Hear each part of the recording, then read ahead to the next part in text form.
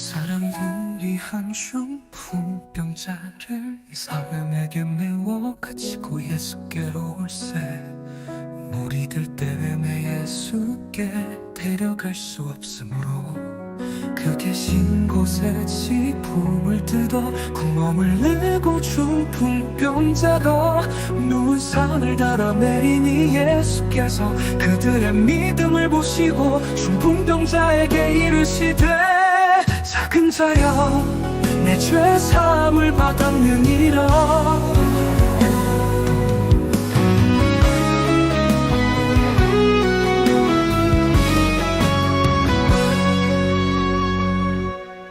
이 문단에서는 상식보다도 먼저 할 믿음, 치유보다도 먼저 할 사죄, 그리고 치유보다도 먼저 할 말씀에 대해서 묵상해 보시기 바랍니다.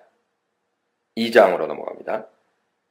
예수님은 갈릴리 지역에서 하나님 나라 사역을 진행하셨습니다.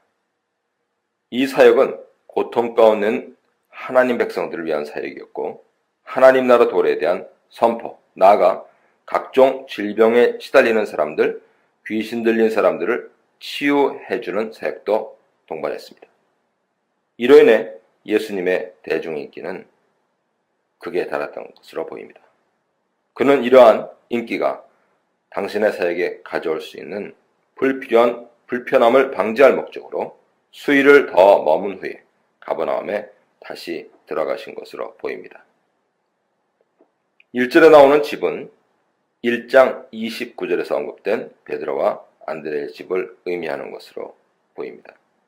예수님께서 다시 돌아오셨다 하는 소식에 사람들이 모여서 집은 인산인해가 되었습니다. 심지어 문 앞까지도 많은 사람들로 꽉 찼습니다. 수일 전에 진행되었던 예수님의 갈릴리 사역의 여파가 어느 정도였는지 짐작할 수 있는 표현이죠.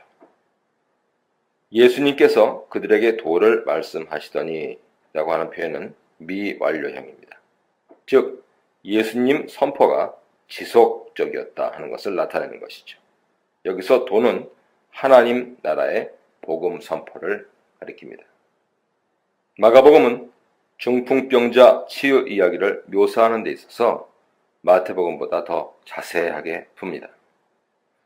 마태복음은 중풍병자를 데려온 사람들이 어떤 방법을 동원해서 이 사람을 예수님께로 가까이 했는지 묘사가 없죠.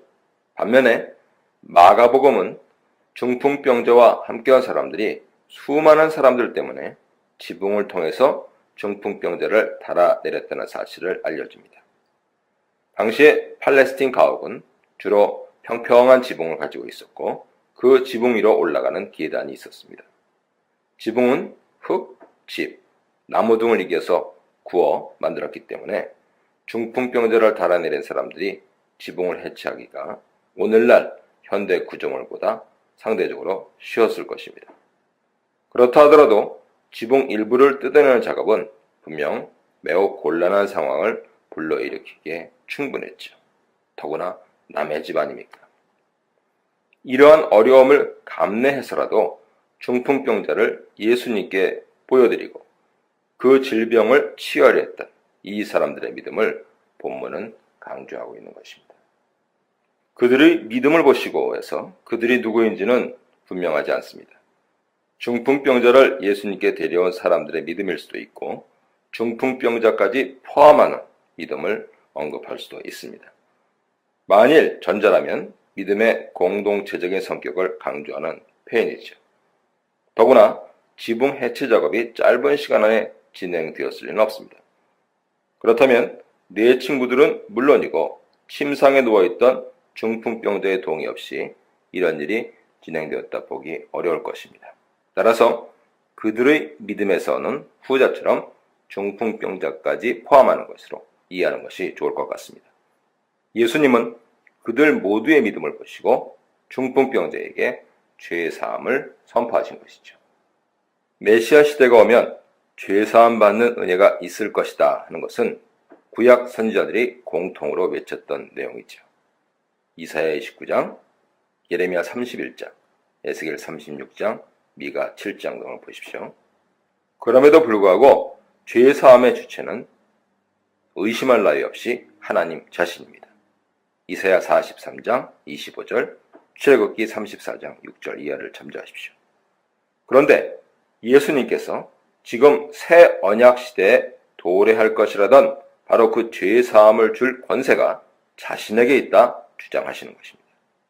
이에 대해 서기관들은 이 같은 행위가 신성모독이라 이해했던 것 같습니다. 예수님은 하나님만이 하실 수 있다고 기대되던 일을 자신이 하고 있다고 말하시고 있기 때문이죠. 서기관들의 마음으로 자신의 발언을 신성모독이라고 생각하고 있음을 알아차리신 예수님께서는 그들의 도전에 대해 응전하십니다. 중풍병자에게 내 죄 사함을 받았느니라 하는 말과 일어나 네 상을 가지고 걸어가라 하는 말 중에 어느 것이 쉽냐? 상식 차원에서 생각하면 네 상을 가지고 걸어가라 하는 말이 더 어렵습니다. 왜냐하면 즉각적인 치유가 일어나지 않으면 결과가 분명히 나타나기 때문이죠.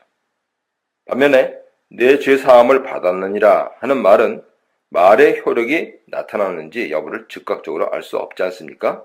그러니까 상대적으로 쉽게 보입니다. 그럼에도 불구하고 유대인들의 관점에서 죄 사함의 발언은 절대로 쉬운 발언이 아닙니다. 왜냐하면 하나님만이 그렇게 하실 수 있는 것이다. 그렇게 여겨졌기 때문이죠. 그래서 그렇게 말하는 것이 불러오는 파장은 정상적인 유대인이라면 어떤 결과를 낳을지 상식적으로 알 수 있는 것입니다. 유대인의 정서를 고려하면 내 죄사함을 받았다 말하는 것이 훨씬 어려운 말이죠. 이런 상황에서 죄사함의 말씀을 선포하신 것은 예수님께서 그들이 어렵다고 생각한, 훨씬 더 어렵다고 생각한, 아니 불가능하다고 생각한 죄사함의 권세를 가지고 계신 것을 드러내기 위해서였습니다. 예수님께서는 서기관들과의 논쟁을 정리하시면서 중풍병자에게 네 상을 가지고 집으로 가라 명하십니다. 사실 유대인들은 질병을 죄에 대한 결과라고 생각했던 것 같습니다. 요한복음 9장을 보십시오. 물론 모든 질병을 직접적으로 특정 죄에 대한 결과로만은 볼 수 없습니다. 그러나 중풍병자에 대해서 예수님이 죄사함을 선포하신 것은 그의 경우에 죄와 질병 사이의 연관성을 볼 수 있게 하지요. 즉 이 경우에 있어서 질병이 치유된 것은 죄사함과의 연관성 속에서 이해할 수 있는 것입니다. 마가는 이 중풍병자 치유 기적을 통해서 예수님께서 단순히 이적을 행하시는 자라는 것을 말하는 것이 아닙니다. 도리어 강조점은 선자들이 예견했던 예수님의 종말론적인 통치의 한 부분인 죄사함 사건이 예수님을 통해서 실제로 일어나고 있다 하는 것을 알리고 있는 것이죠. 예수님을 통한 하나님 통치의 영광이 드러나자 사람들은 하나님께 영광을 돌립니다. 저자의 이러한 묘사는 이 말씀의 초점이 단순한 기적 이야기에 있는 것이 아니고 하나님 나라를 가져오신 예수님의 실제적인 통치사에게 맞춰져 있음을 깨닫게 해주고 있습니다.